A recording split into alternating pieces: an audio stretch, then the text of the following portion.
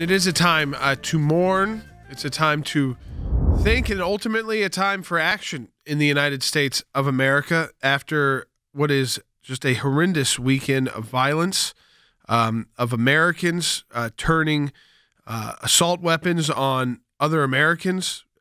First, we saw it in El Paso near a shopping mall, but then specifically a Walmart, where a 21-year-old white male, white supremacist, the death toll has now gone up. You may not have just seen it. It's just now breaking as we're on the air.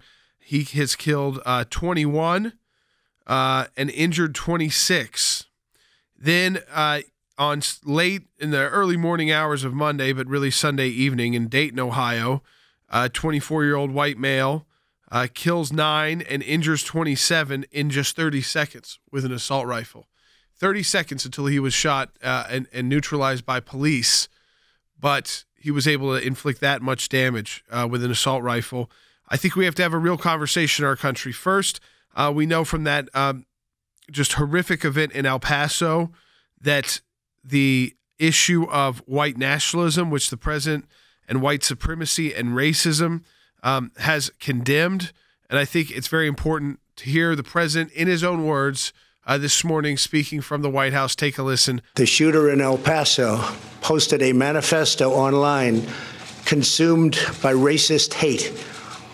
In one voice, our nation must condemn racism, bigotry, and white supremacy.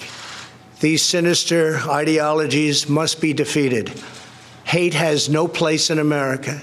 Hatred warps the mind, ravages the heart, and devours the soul. As a father, I look at these situations where innocent children are among the slaughtered, and of course it just doubles down on the heartbreak. And you're right, I don't think much has been done since last year in making sure that our schools are safe places for our children to go to, and these are issues that we'll have to continue to confront.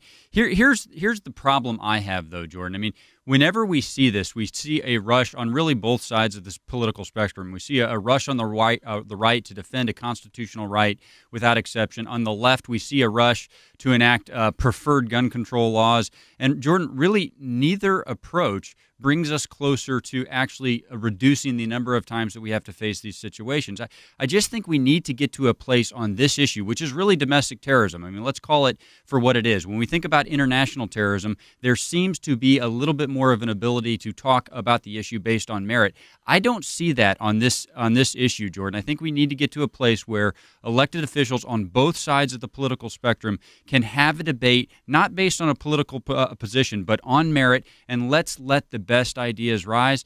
Jordan, you're right. As we head towards the fall, I mean, right now, as tragic as these situations are, they're generally happening in public places. Our schools are about to open, and many of them, Jordan, they're not as secure as they need to be. I think about my daughter, and you read about a 2-year-old girl being killed. I don't care where you are on the guns rights, Second Amendment issue. That is heartbreaking.